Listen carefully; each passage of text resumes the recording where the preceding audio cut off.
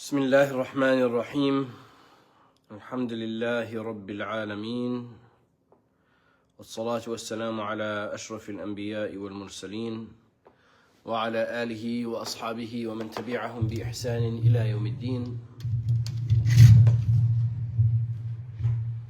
سبحانك لا علم لنا إلا ما علمتنا إنك أنت العليم الحكيم.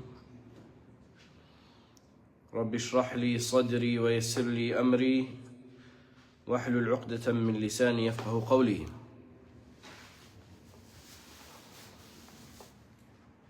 Today's discussion, inshallah, is skipping forward in our book to the chapter of fasting. So, if you don't have the book,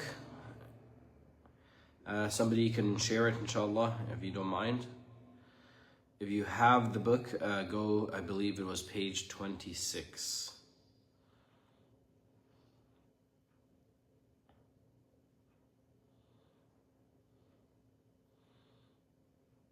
We're going to go over what the book says, and we're going to go a little bit beyond the book as well. Because the book doesn't necessarily contain everything that we need to know.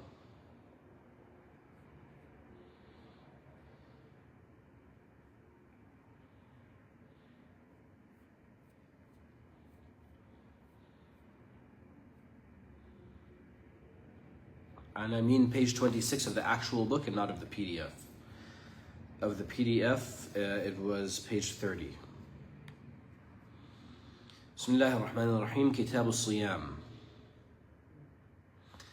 صيام شهر رمضان وجب في رجب شعبان صوم ندبا كتسع حجة وأحرى الآخر كذا المحرم وأحرى العاشر. So first he mentions, of course, the ruling of fasting Ramadan is required. And here you see where the word wajaba is mandated, means that it's fard. And then he says in Sha'ban and Rajab it is recommended. The recommendation of Sha'ban, the Prophet ﷺ would fast the most in Sha'ban more than any other month. And Rajab is one of the holy months, and some scholars, they had recommended it. So it is more emphasized, it is more known as a sunnah for Sha'ban. And he says also the 9 of Dhul Hijjah. Dhul Hijjah is the month of Hajj.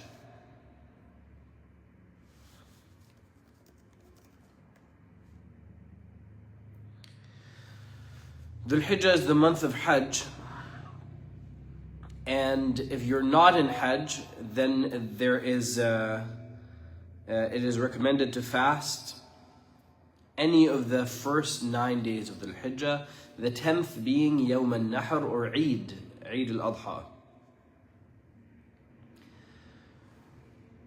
Of those 9, the 9th, the day of Arafah, is especially recommended. And the reward of it is a year or 2 years of sins erased.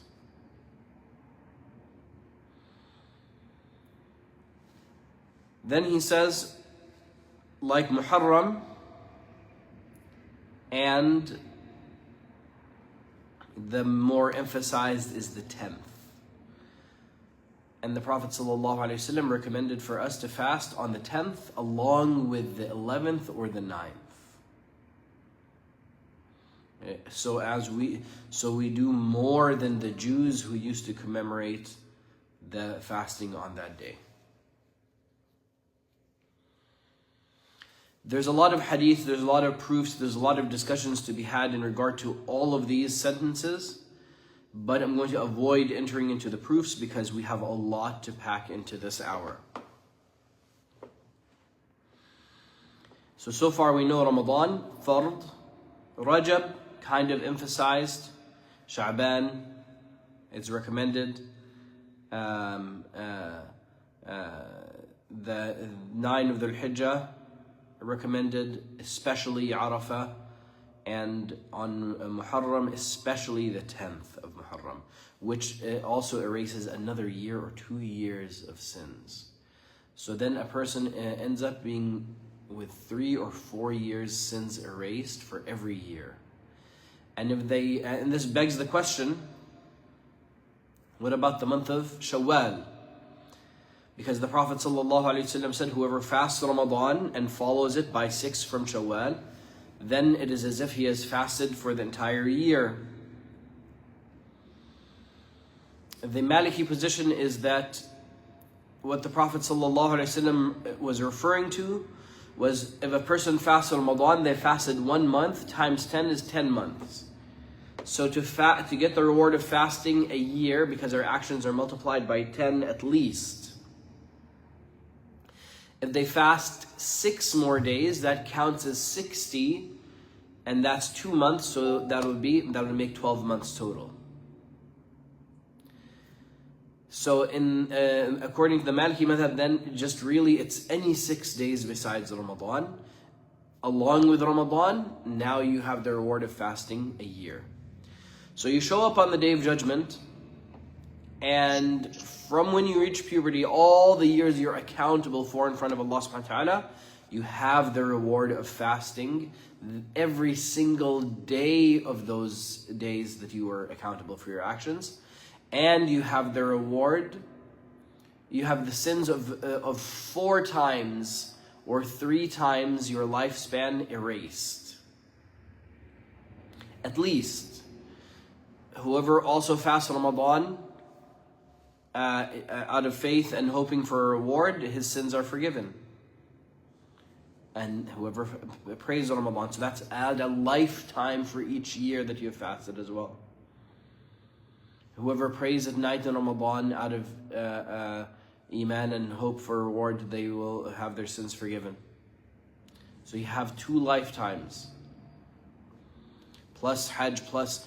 So if a person just does a little bit of an effort, they will face Allah subhanahu wa ta'ala on the Day of Judgment with lifetimes of sins erased and lifetimes of good deeds, at least their whole lifetime of fasting in their book. And Allah is generous, so may Allah give us multiple times that. With Allah subhanahu wa ta'ala, you make a little bit of an effort, and Allah puts many, many, many blessings. Line 213. وَيَثْبُتُ الشَّهْرُ بِرُؤْيَةِ الْهِلَالِ أَوْ بِثَلَاثِينَ قُبَيْلًا فِي كَمَالٍ. So the month of Ramadan is either established by sighting the moon, or if the moon is not sighted, then the completion of 30 days of the previous month. And this is also how Eid is established, by the sighting of the moon of Shawwal. And if it's not, then the Ramadan continues 30 days. And here there is so much to discuss. For us, the minimum people are required to see the moon differs depending on the situation. If we have some super righteous, upright udul, which was mentioned by many of the scholars that is something rarer and rarer as time goes by. What is adl? It's somebody who's known to be upright. They don't miss any of their prayers. They don't, obviously, they don't lie. They don't cheat. They don't backbite. They're not involved in interests in any way, shape, or form. They're not involved in any consistent minor sin, or obviously any major sin. This is adl.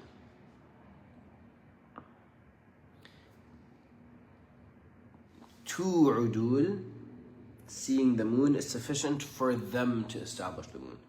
So let me walk back a little bit. If you see the moon yourself of Ramadan, you must fast.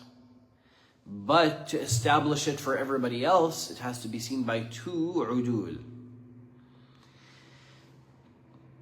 In such an age where such people are rare, then the sighting of the moon by 5 people is sufficient.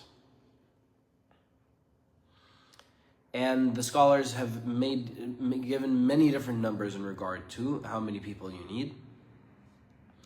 And the minimum is 5. Up to 30. And even some of them have explained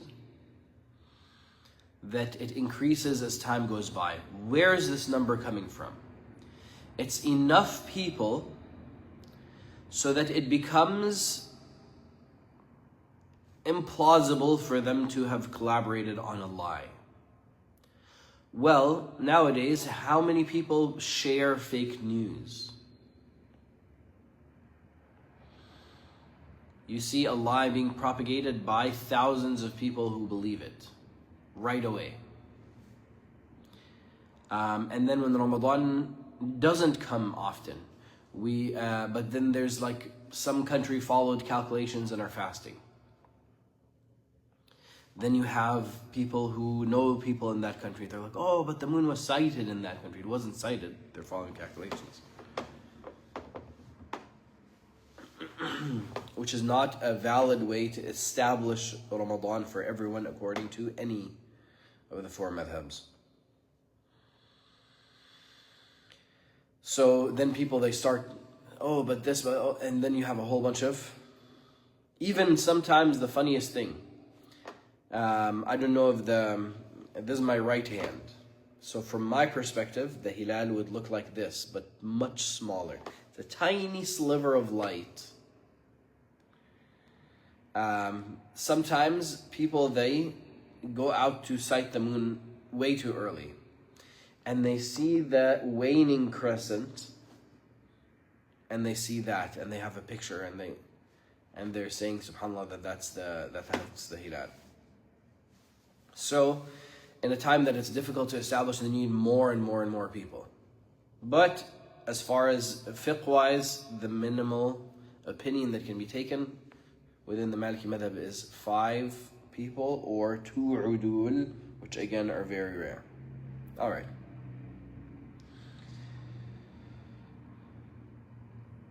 Calculations, just don't do it. Friends, don't let friends follow calculations.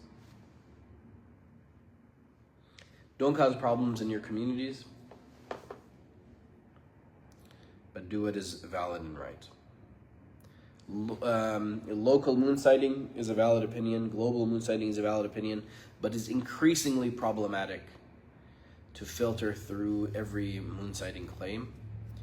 And also the issues that come up when you follow somebody who's literally on a different day than you are. It causes a lot of issues, so local moon sighting. And the Maliki madhab actually, if you look into it, is more restricted in regard to that.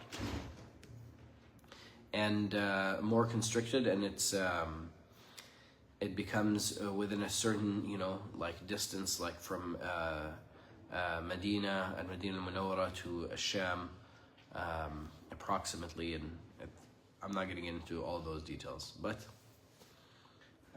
there's some more flexibility than some people think.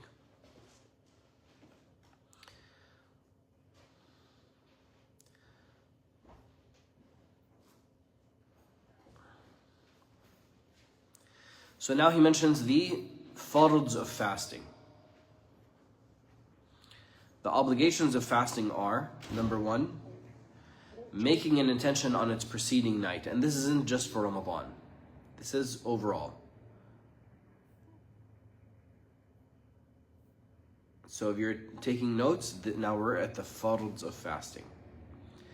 To make an intention on the previous night, which in other madhabs, there's some flexibility on this in regard to, not in the Hanafi madhab, but I believe in the Shafi'i madhab, or Hanbali madhab, if you begin the day and you haven't eaten or drank and you decide to fast, like on a Monday or a Thursday, you just decide that day that you want to fast, you can make the intention to fast after Fajr has come in. Unfortunately, for us, the Maliki madhab, you have to have had the intention from before Fajr. So you can't just wake up and say, okay, I want to fast today. And for Ramadan though, or for any continuing fast, you can make the intention at the very beginning. Oh, okay, I'm going to be doing my kafara of 60 days fasting in a row, starting tomorrow. And then you wouldn't need to renew that intention unless it was broken or interrupted.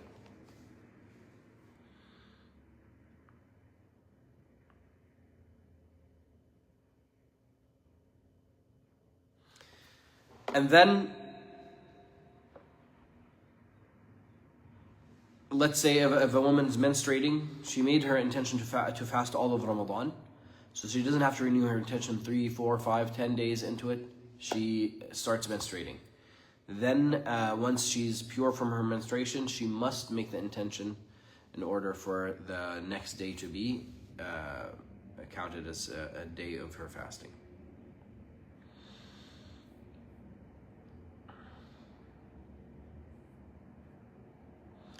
So the fard of siyam, now we went over number 1, is intention in the night preceding it, or in continuation, in continual fast like Ramadan and kafara. Then it is done. You can make one intention at the beginning and that'll suffice.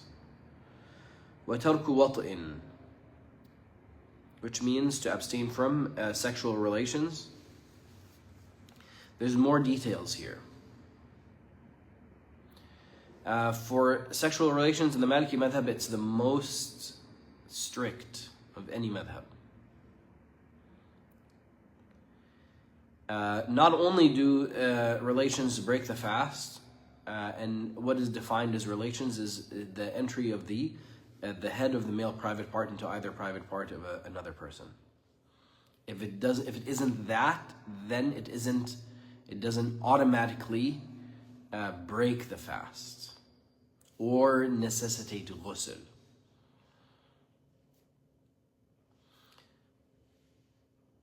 Also under that is the release of climaxing or reaching a climax or releasing major sexual fluid for either men or women.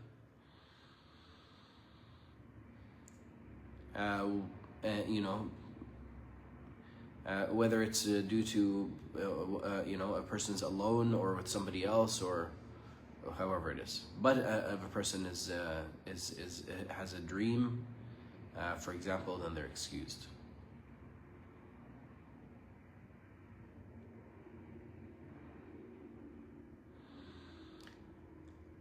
Here's where the Maliki madhab is the strictest one.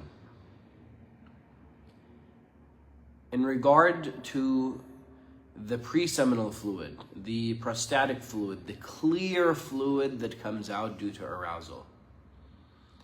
In the Maliki madhab, that breaks the fast. So, but it doesn't necessitate a kafara. So if somebody is fantasizing about something, or they're involved in touching with their wife or whatever, and they release the minor sexual fluid, which is just the clear fluid, their fast is broken.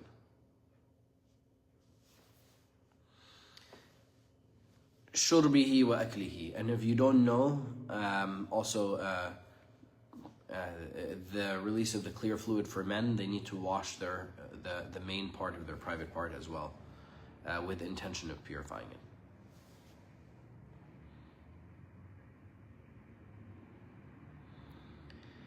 And difference of opinion on the intention part. Then obviously abandoning food and drink. Abandoning food and drink or drinking fluids and eating. I'll go more into detail in a second.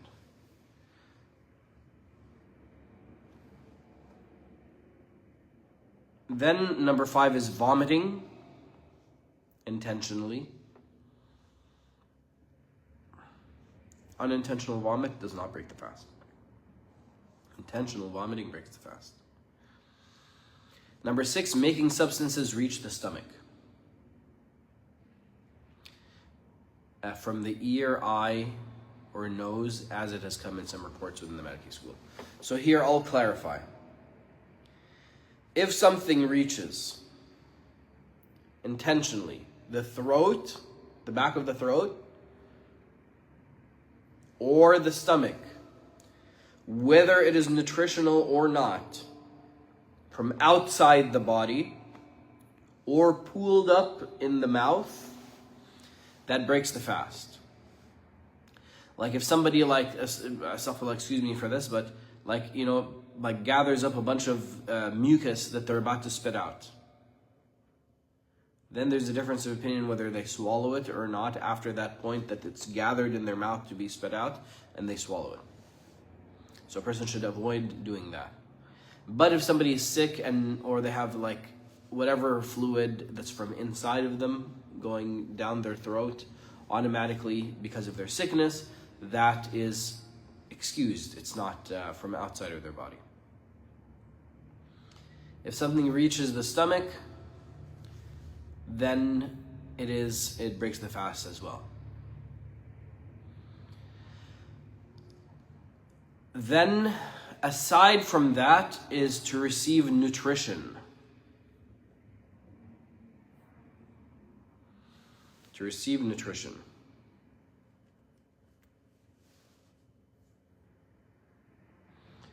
So receiving nutrition on its own, like if a person receives an IV, and there's a difference of opinion in other madhabs, whether this breaks the fast or not. But for us, if you're receiving an IV and it's hydrating you, or you receive nutrition or hydration, that in itself, even if it doesn't reach the stomach, even if it doesn't reach the back of the throat, then that breaks the fast. So the taste of something reaching the back of the throat, so that's why smoking breaks the fast.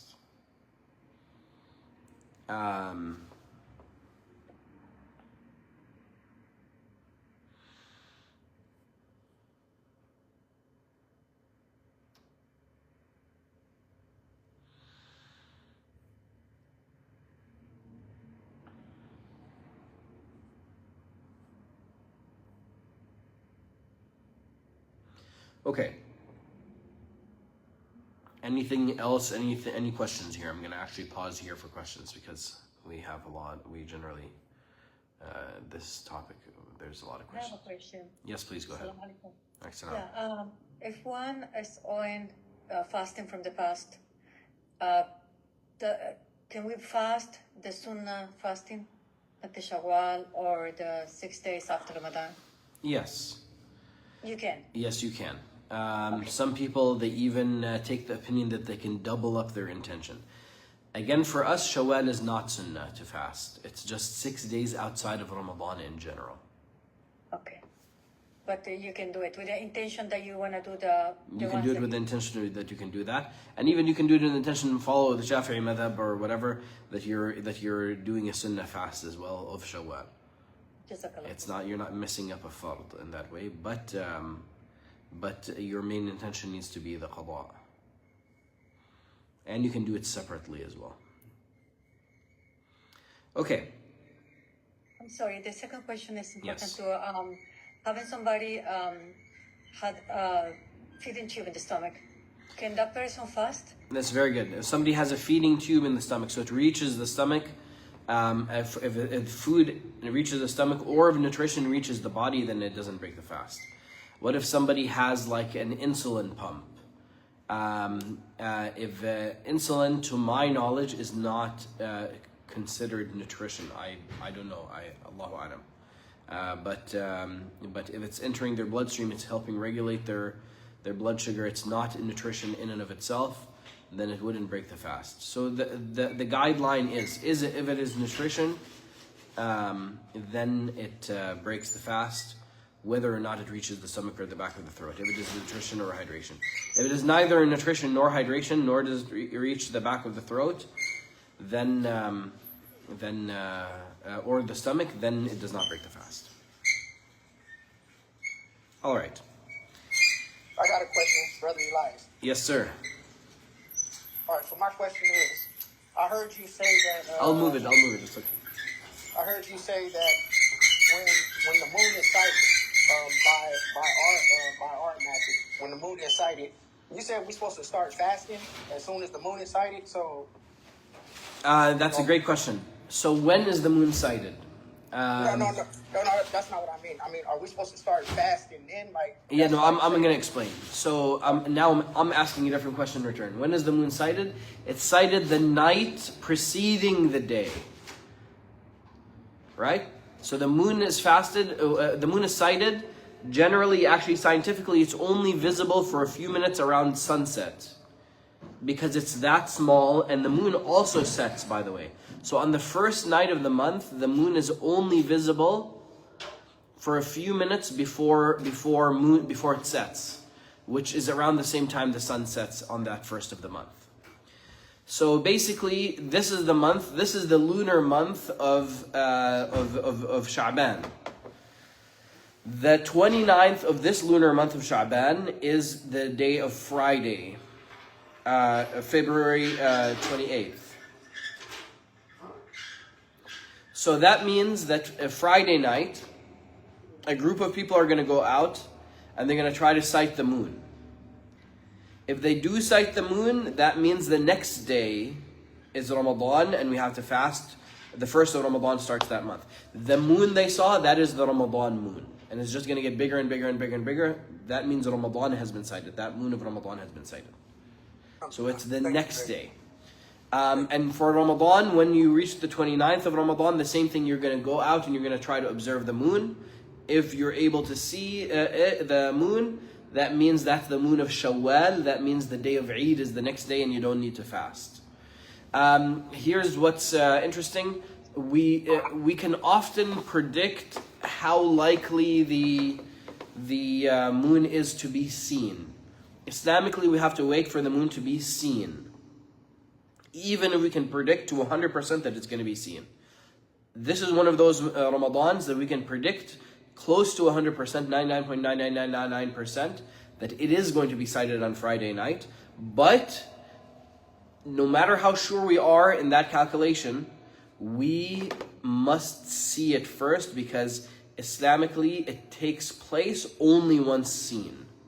And it's only established in the community once it's seen by enough people. All right.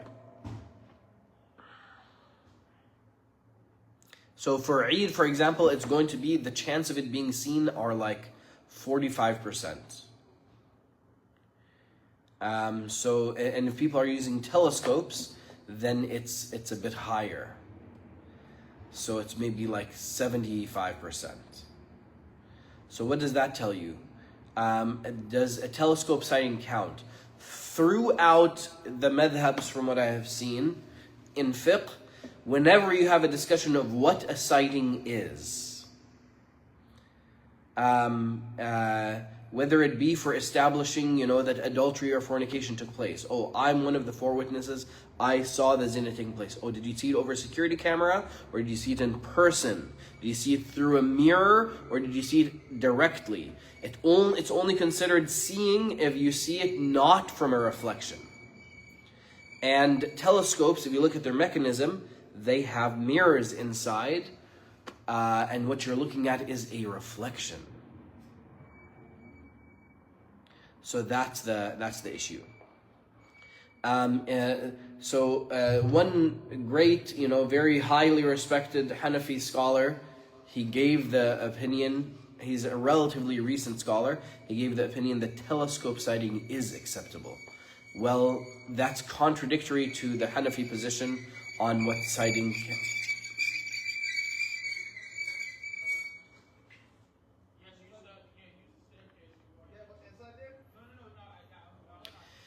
It is contradictory to what the Hanafi madhab sees as a sighting. So some Hanafis, they responded to him, they said that this is, if you put it outside, I'm going to get it in. I can't have the noise, I'm sorry. Jazakallah khair.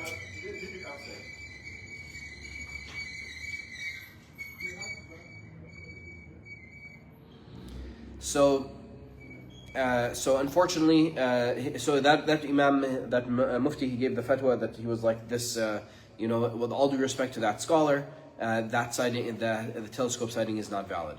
So there might be a controversy over that.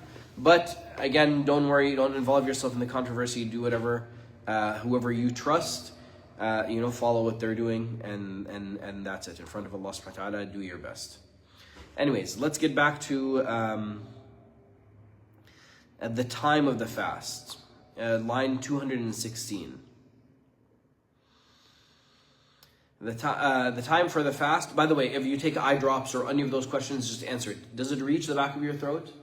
Do you taste it in the back of your throat? If you do, then it does break your fast. If you need to do it, we'll talk about that, sickness and all of that.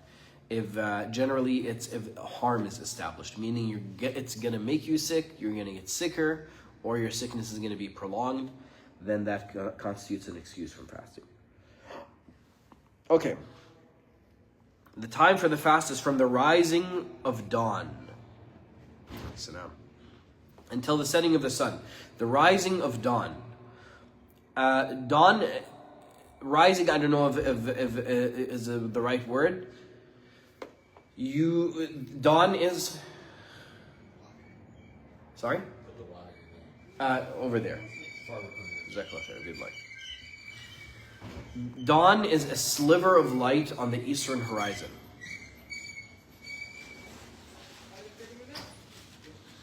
A sliver of light that is seen on the eastern horizon.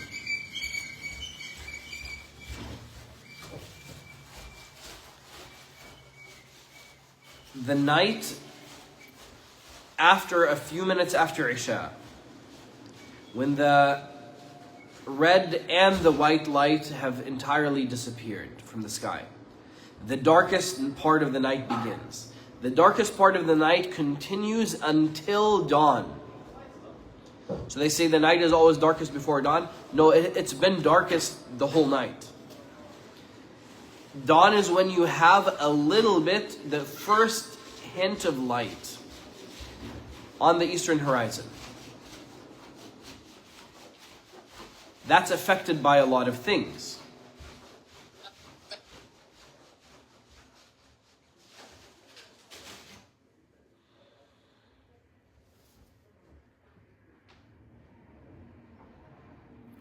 And we'll talk about that, inshallah.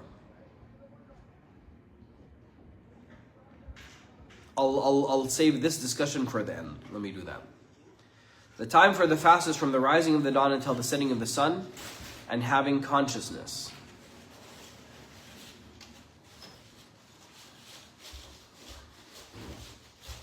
For other than the person asleep, in the beginning of that time. So, if a person fell into a coma, may Allah protect us. If the day started while they were still in a coma, then their continuous fast is considered broken. That day is not a day of fasting for them.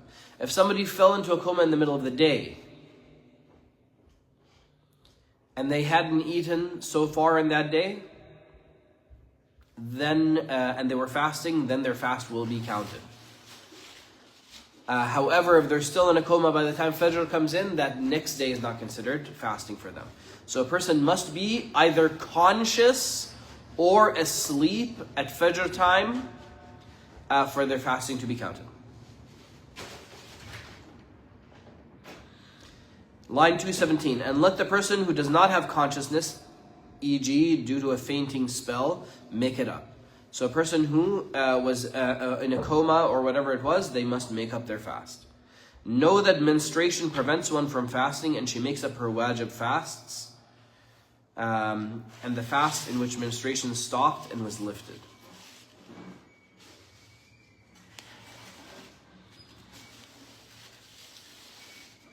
So, any day that a woman was menstruating any time in between dawn to sunset, then they need to make up that fast. Even if it's like 5 minutes from Maghrib, and a woman's been fasting the whole day, then the menstruation begins, she must break her fast, and her fast doesn't count anyways.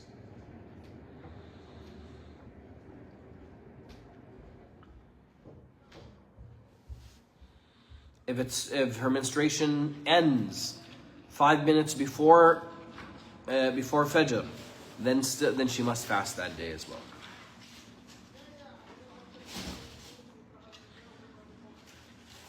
But why he mentions the wajib fasts is because he's indicating that the woman who starts menstruating during a nafil fast, that means she doesn't have to make up that day.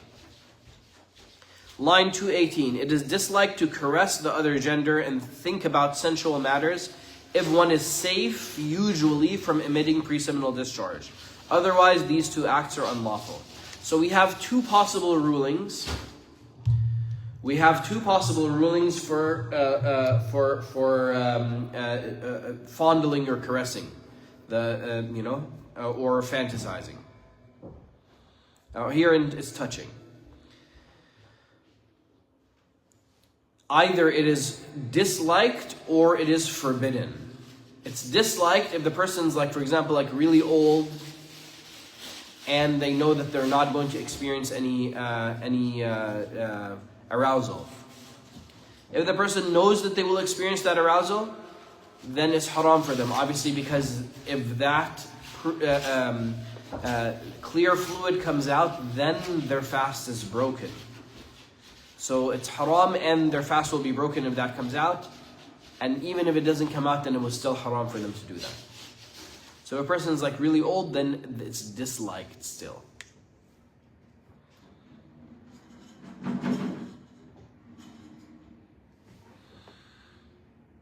And there are old people who, are more, have more virility, and there's younger people that don't. So, line 219. And they have disliked tasting. So here's a more disliked things. And they have disliked tasting substances, like from a cooking pot.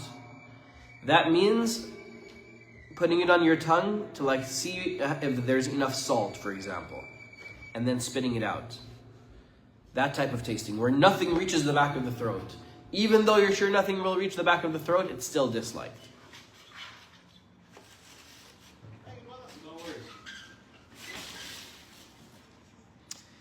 And useless talking. Also, so that's also disliked. Being overcome by vomit or swallowing flies / gnats by mistake is forgiven. So now we're done with disliked. Now we're talking about things that are forgiven, things that are excused. Being overcome by vomit, excused. Swallowing flies or gnats by mistake is excused. I remember I used to think, I was like, can that really happen? Does that, how often? And then it happened to me one time. As is the dust of the laborer, like a wood carpenter. There's a lot of wood dust that's in the air. It can reach, you might taste it in the back of your throat. Or of the road, a person's on a very dusty road. Also forgiven is, so those are all forgiven. So if a person's like a baker, there's a lot of flour that's going around. That's forgiven, but with the condition of what? With the, a person should do their best to prevent it, meaning if they have a mask or something that is wearable for them, then they should wear that to prevent that, those solids from entering the back of their throat. But if a person is cooking spicy food, for example, and they're tasting it and they'll taste it in the back of their throat, or they're lifting up the pot and that steam is hitting them in the face and it's going back to the back of their throat, that will break the fast as well. It is also excused to use a wood toothstick which is dry. By dry, they don't mean brittle. There are two types of miswak that don't work, and there's the one type of miswak that works. The fresh miswak, you will taste that in the back of your throat. If you have ever had one, you know what I mean.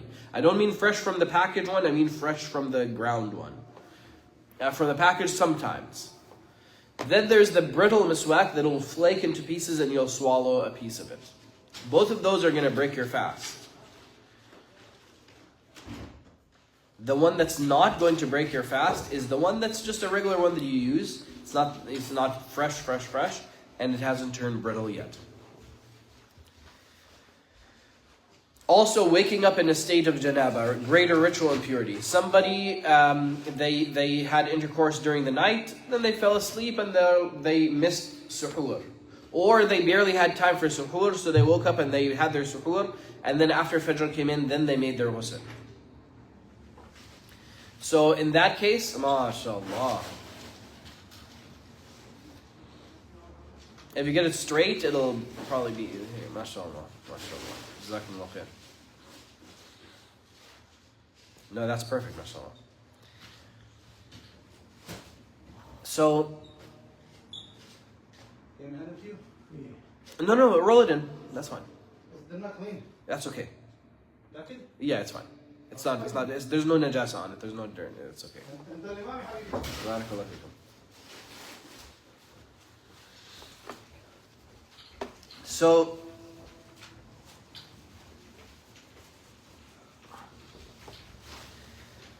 if a person had intercourse during the night and then they get up, they barely have time for suhoor, go ahead, have your suhoor, take your shower after Fajr comes in. It's forgiven, it's not... If a woman is menstruating and then her menstruation ends during the night and she intends to fast the next day, she doesn't have time for ghusl, that's still okay, that's still no problem.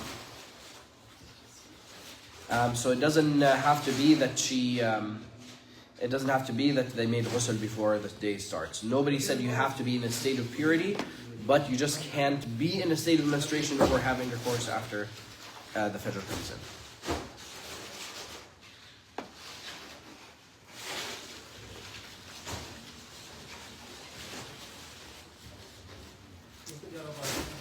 And again, now in line 221, he mentions, and one intention is enough for fasts, which must be kept on successive days. So, fasts that must be kept on successive days are fasts like Ramadan, which is 29 or 30 days, or kafara, fasting 60 days in a row, or like a person swore by Allah subhanahu wa ta'ala and then broke what they swore. Then they're excused. Then they don't need to make their intention every single day. They can make the intention, I'm going to fast the next 3 days, or I'm going to fast the next 30 days, or however many days of Ramadan, I'm going to fast the next 60 days. But a new intention must be made if some preventative factor, e.g. sickness or menstruation, breaks the succession of fasts. So if you stop fasting at any point, then you must make that intention again. It is mandub to hasten the fast, the breaking of fast after sunset, and lifting of the restrictions. Okay. Once you're sure that Maghrib has come in, then break your fast as soon as possible. But if you're still not sure it has come in, don't break your fast.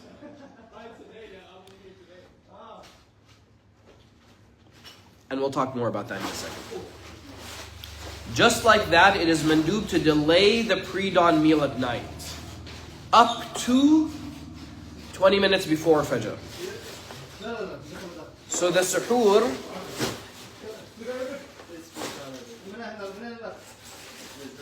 I'm so sorry.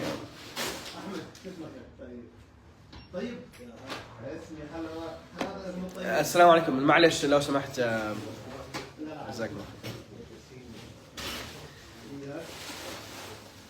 What does that mean? That means that if you're going to have suhoor and you just say, let me have suhoor after Isha because I want to sleep and I'm going to sleep until Fajr. That's not ideal. The sunnah is to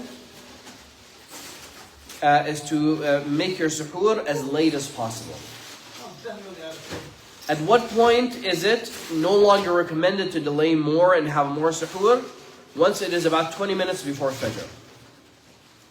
Because the Prophet ﷺ would stop approximately 15 to 20 minutes before Fajr comes in. He would stop having suhoor. And we'll talk a little bit more about that in a second. Whoever breaks a required fast, line 225, they must make it up and they must add an expiation if it was broken during the days of Ramadan intentionally. So for Ramadan, there must be an expiation. What is the expiation? We'll talk about in a minute. When is that expiation due? If the fast was broken by eating or drinking from one's mouth. Okay? So receiving nutrition from an IV, even if it will break the fast, you don't have to do the expiation. The expiation is done when the person does not have an excuse also. If a person does have an excuse to break their fast, they just make up the day and that's it.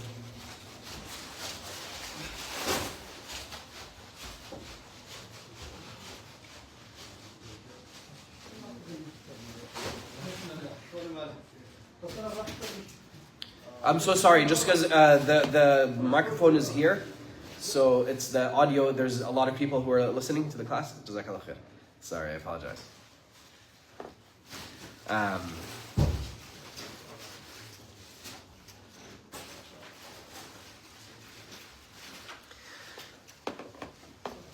Or from reaching a climax sexually, that requires, and that's the most agreed upon.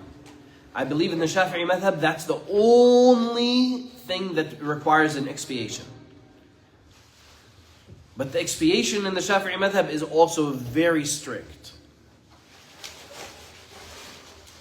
But the only thing in the Shafi'i madhab that necessitates an expiation is intercourse. Whereas in the Maliki madhab, eating or drinking from one's mouth only, or from reaching a climax, even if it is reached from imaginative thought, or by abandoning what the fast is built upon, i.e. the intention. If you say, I'm no longer fasting, Barakallahu fikum, Jazakumullahu khairan. If you say, I am no longer fasting, I forget about this fast and I'm done with this, for example, then your fast is broken even if you haven't eaten anything. And then 5 minutes later you're like, oh man, I feel bad, I should take that back. You have to make up that day and your own expiation.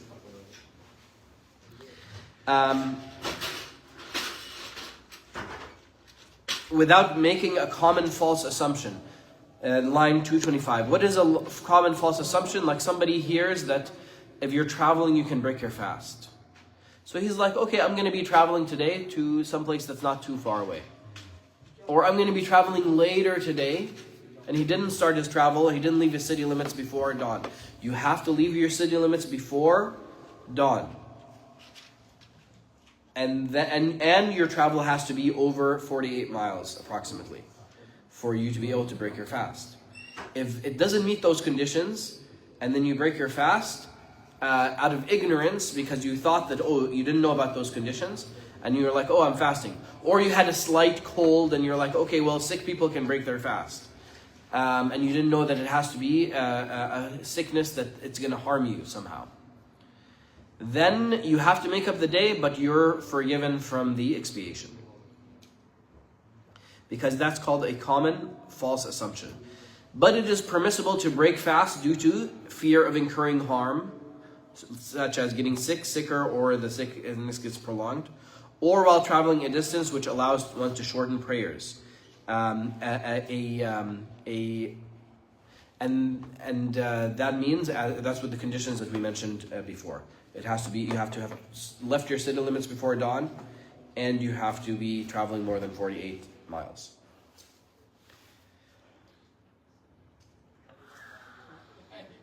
And your travel has to be halal, at least, or sunnah, or fard travel. Visiting for seeking knowledge, visiting. But if you're going to someplace haram or makruh, then you cannot break your fast. It doesn't count as that travel where you can shorten your prayer and break your fast. Line 226, intentionally breaking a mandub fast without excuse is unlawful, and the person must make it up. So if you're fasting outside of Ramadan, let's say you fast tomorrow, Thursday, and then halfway through the day you say, I don't want to fast anymore, you have to keep fasting. If you break your fast, it's haram, and you have to make up the day. But breaking a mandub fast in other circumstances, with a valid excuse or out of forgetfulness, does not necessitate that one make it up. Does not necessitate that one make it up. Okay?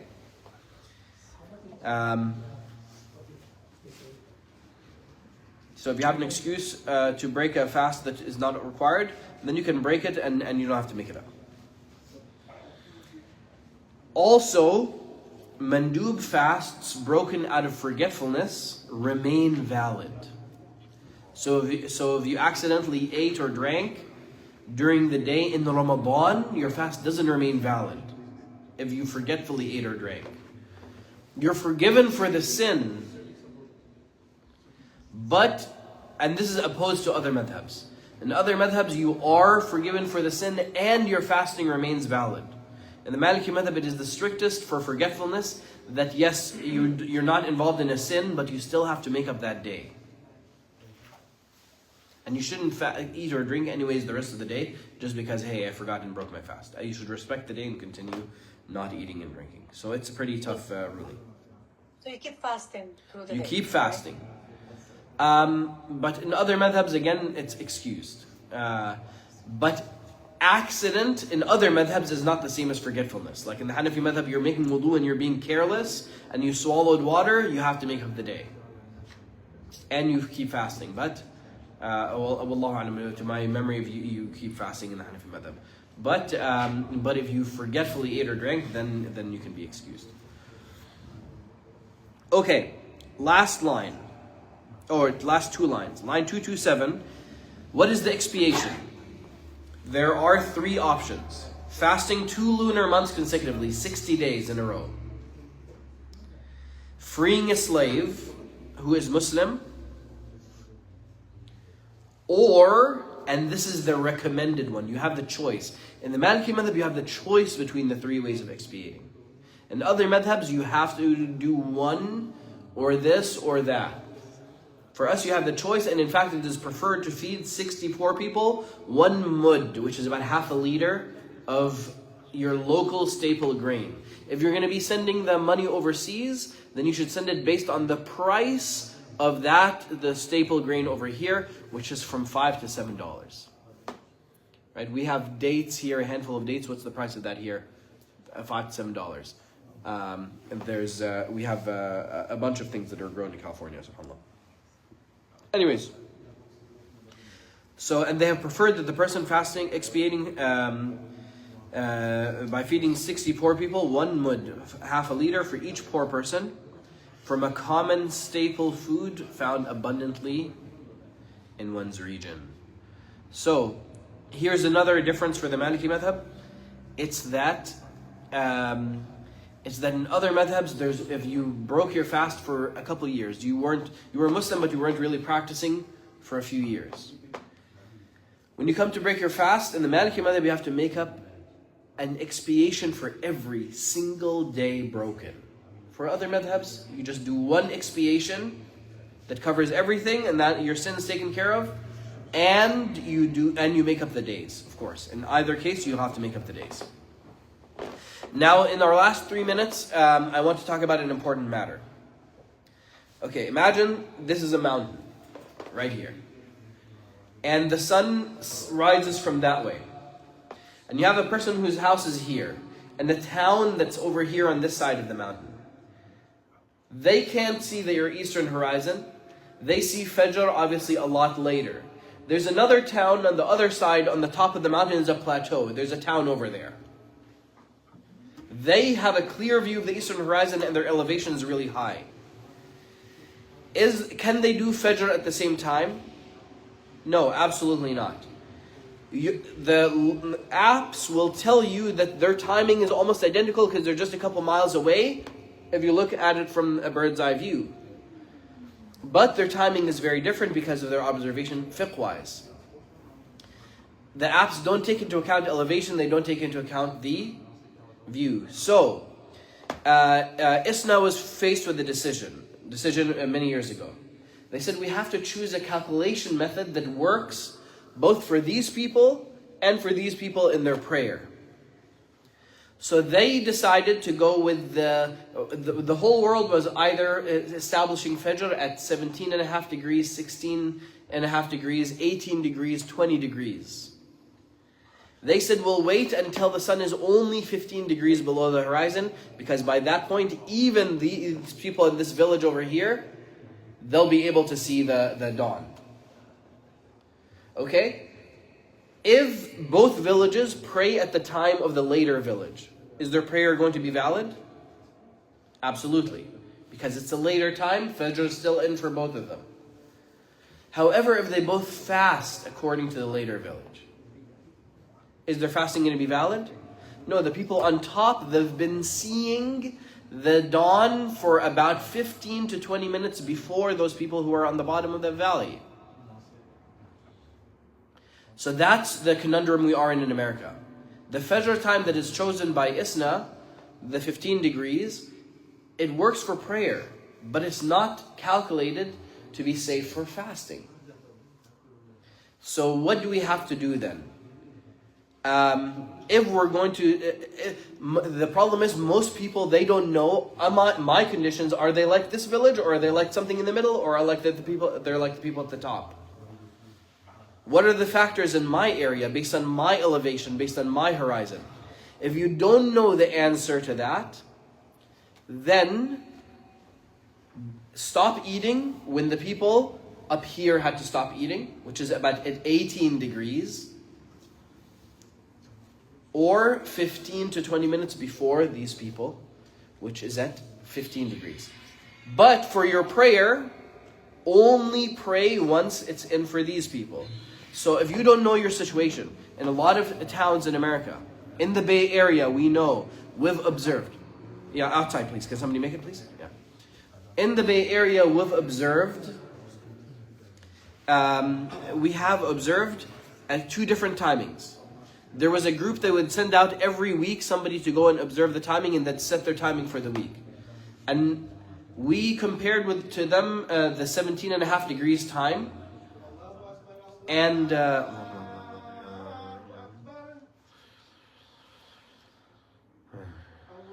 we compared with them our times, and we were 1 minute off, 17.5 degrees. Sheikh Tamim's group, they sent out some people to observe. They observed it at 16.5 degrees. I do not know of anybody in the Bay Area who has seen the moon after 16.5 degrees.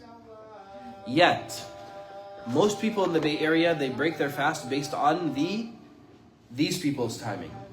And they're not these people. So that means that we know for a fact that most people in the Bay Area who are just eating up until the Fajr time, that's the standard on the apps, they eat 10-15 minutes into dawn, into Fajr, into the day. On the other side, so if you want to do the safe thing, if you don't know how to mess with your app, you don't want to mess with your app, don't worry, don't mess with it. Just stop eating 15 to 20 minutes before the Fajr time, and you'll be fine. But only pray Fajr once your app time comes in. For Maghrib, the ideal scenario for Maghrib to be delayed beyond the sunset timing on your app is what? Is if you have high elevation and a clear view of the horizon. You understand? That's the case in Berkeley. So I told them, you guys need to be waiting a few minutes after, and you need to send somebody in the highest residential point in your city, and they need to observe. The president of the masjid came to me afterwards. He told me, look, my house is on that hill. I can see the ocean. I can see the sun setting into the ocean, and I see it like 6 minutes after the Maghrib timing. And when I'm in Berkeley, I don't eat until 15 minutes after the Maghrib timing to be safe. I said, well, then you need to let your community know. So, in this community, we have the solution. We have a stop eating time, meaning if you eat after this time, Fajr could be in and your fasting is invalidated. But if you want to be safe for your prayer till the latest time, okay, there's a pray after time. And for Maghrib, we add 5 minutes because some nights the sun appears much larger, and then it'll take a couple minutes to set. A day, the sun goes 360 degrees around us from our perspective in 1,440 minutes. If you divide that, that's 4 minutes per 1 degree. 4 minutes per 1 degree. So you have to be safe to protect your fasting. If you don't know in your region what you should do, then add 5 minutes to your Maghrib and stop eating about 15 to 20 minutes before the standard 15 degrees Fajr for America. If you're in a different country that calculates it differently, then figure out what works in your country. But if you stop eating at 18 degrees and you pray after 15 degrees, you'll be safe, inshallah. Jazakumullah khair. Subhanakallah wa bihamdika, ashhadu an la ilaha illa anta, astaghfiruka wa atubu ilaik. Let me leave it, inshallah khair. I'll leave it open and then we'll have any questions afterwards. Barakallah. Aqim as-salat.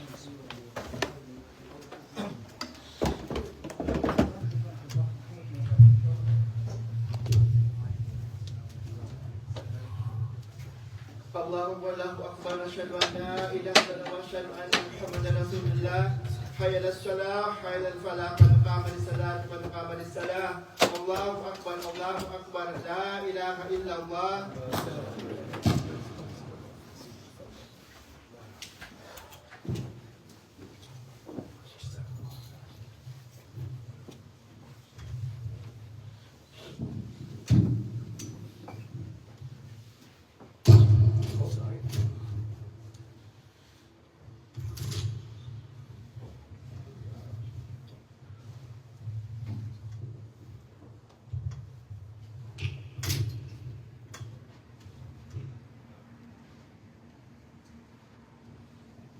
الله أكبر.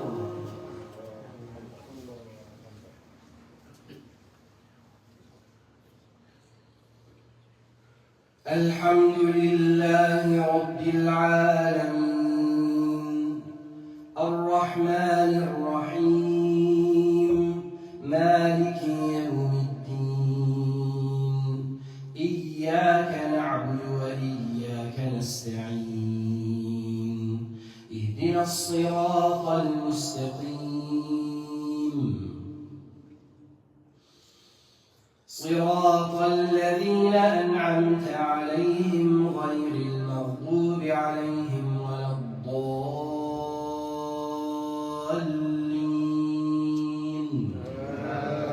آمين.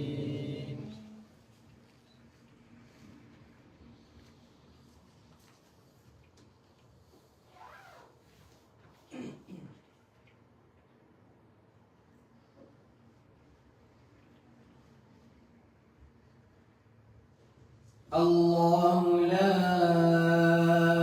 إله إلا هو الحي القيوم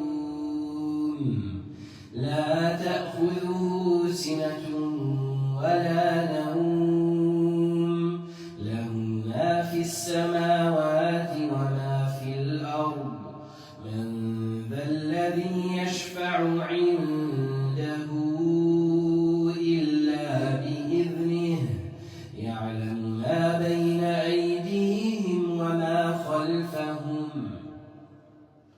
ولا يحيطون بشيء من علمه إلا بما شاء وسع كرسيه السماوات والأرض ولا يؤوده حفظهما وهو العلي العظيم. الله أكبر.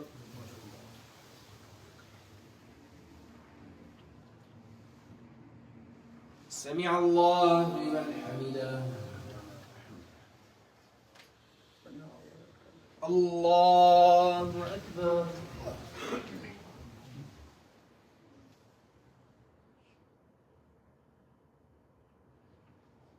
الله أكبر.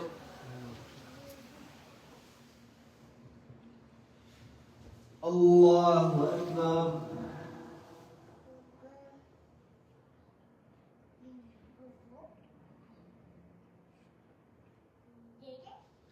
الله أكبر. الحمد لله رب العالمين الرحمن الرحيم مالك يوم الدين إياك نعبد وإياك نستعين اهدنا الصراط المستقيم صراط الذين أنعمت عليهم غير المغضوب عليهم ولا الضالين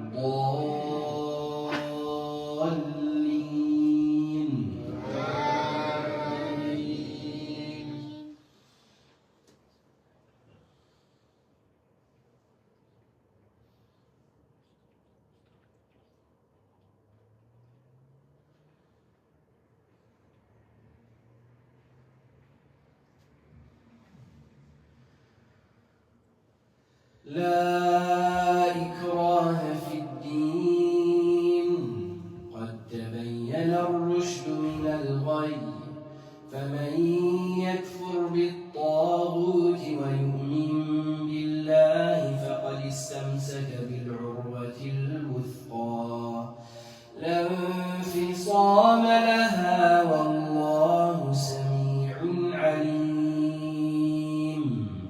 الله ولي الذين آمنوا يخرجهم من الظلمات إلى النور والذين كفروا أولياؤهم الطاغوت يخرجونهم من النور إلى الظلمات أولئك أصحاب النار هم فيها خالدون. الله أكبر.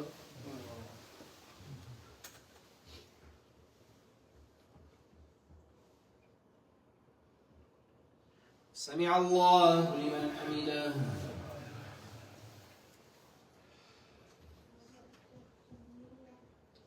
الله أكبر.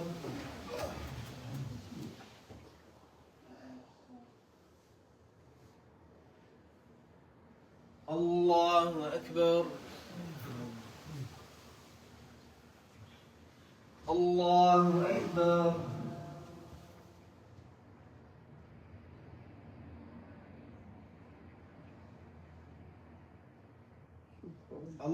الله أكبر.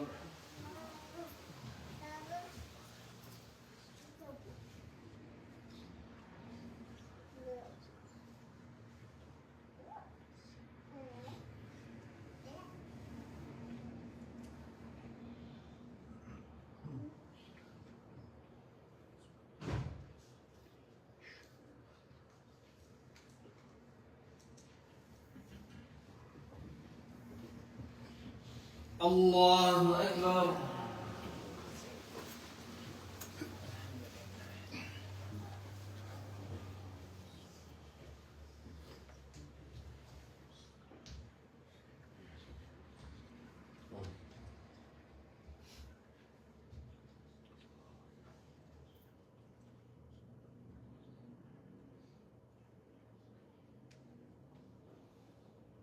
الله أكبر.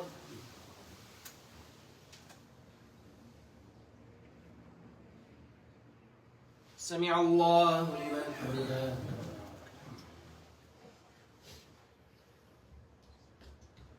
الله أكبر.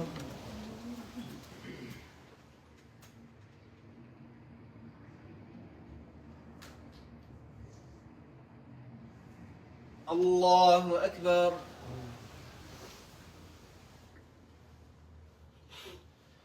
الله أكبر.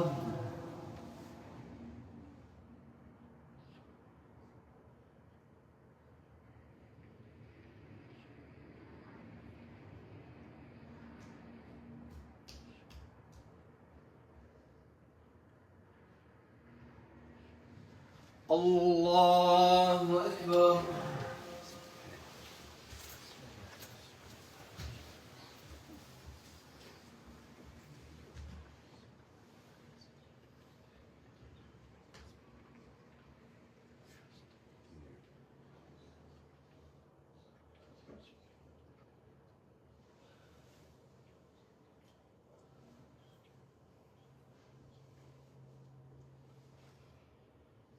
الله أكبر.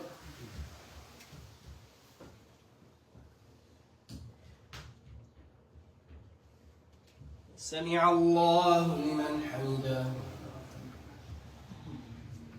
الله أكبر.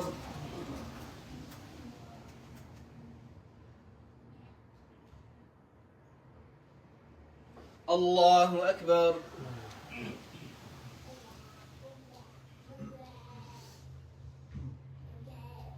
الله أكبر.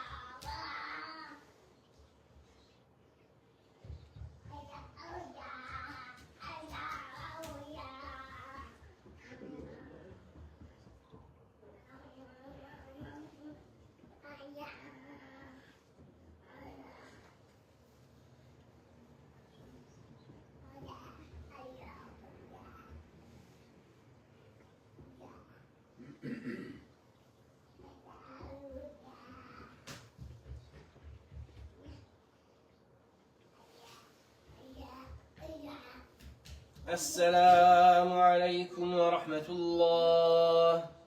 السلام عليكم ورحمة الله.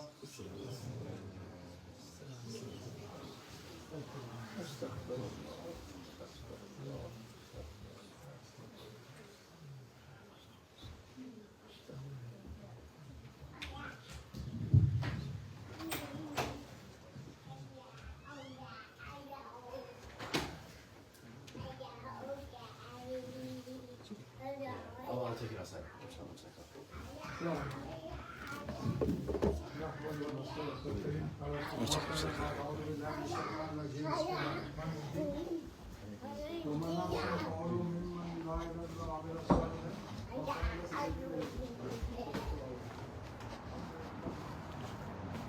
I forgot there was going to be a speech after Isha. The brother asked for permission, but I promised to answer questions, so inshallah. Let me do that. Bismillah.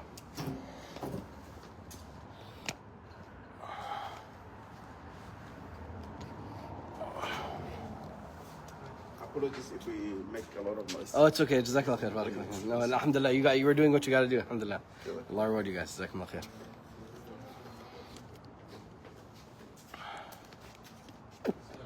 Okay, bismillah. Questions, inshallah. Because there's still a couple of things that need to be covered as well. If one breaks fast by accident, say steam for cooking, or makes up the fast, but the kafara has to be paid, no. No, that's not... They didn't eat or drink from their mouth intentionally. Smoke, invalidate fast. Can you please clarify? Yes, smoking. Or smoke so intense that you taste it in the back of your throat. So if you have to be in an environment like that, where there is that strong, like somebody works at a gas station, or like a truck stop, or a factory where there's a lot of dust and so on, they're excused. It's excused, just wear a mask. Tasting food with the tip of the tongue does not invalidate the fast. It is a makruh, though. And yes, you have to have intention the day before. Smoke from food, yes. Smoke from food if you taste it in the back of your throat, and invalidates the fast. So be very careful when you're around a lot of. But if you work as a chef, for example, though, that's a different story. Let's see if we have any questions here. Otherwise, delaying the breaking of the fast permissible. For example, breaking it after Isha. That's if you're doing it as a religious practice and you have no excuse for it, then that's a bid'ah. So that should not be done. But if you won't be able to eat until Isha, then that's not in your control. So, in regard to people excused from fasting, the travelers, as long as they depart from their town before Fajr, and the journey is a halal journey, at least 48 miles from their hometown. Sick people who are harmed by fasting and fear that it will harm their health, threaten their lives, prolong or increase their sickness. Pregnant women may break their fast if they want to, but they have to make up the fast. Nursing women may break their fast if they need to, and they don't have an alternative for their child. Like there's no proper formula that they can give their child that's healthy, which I don't know of any. And there's no buddy that they can hire, which really doesn't exist in America, to nurse the child, and they won't be producing enough milk, and the baby will be potentially harmed. Okay, they're excused to break their fast, but they must also, in addition to making up the fast, they must pay one fidya for every day that they did that. So that would come out to be $100 or $210 if you're taking the $7 per thing, and it'll go towards buying food for poor people. Women who are menstruating or bleeding postpartum, they must break the fast, keep track of the days they missed, and make up those days. So keep track. Now, there are two more conditions. Elderly people who can no longer withstand the difficulty of fasting, they may break their fast. And people who just by their nature they cannot bear the pains of fasting, or due to like a medical condition that's chronic that they can't fast, like diabetes or whatever it is, or somebody has a condition where they're ātish, it's called, where they dehydrate very easily, so they need to hydrate throughout the day. They won't be able to, it's going to lead to a harm, and this is a chronic condition. So for chronic conditions, they are excused from fasting in our madhab, in the Maliki madhab, and they don't need to pay anything, but they are recommended. They are recommended to feed a poor Muslim for each day that they missed. So for those old people, but it's not required. The one who is required is the nursing woman. As far as pregnant women, they count as like the other, like the sick person or whatever. They only need to make up the day. I believe that's it.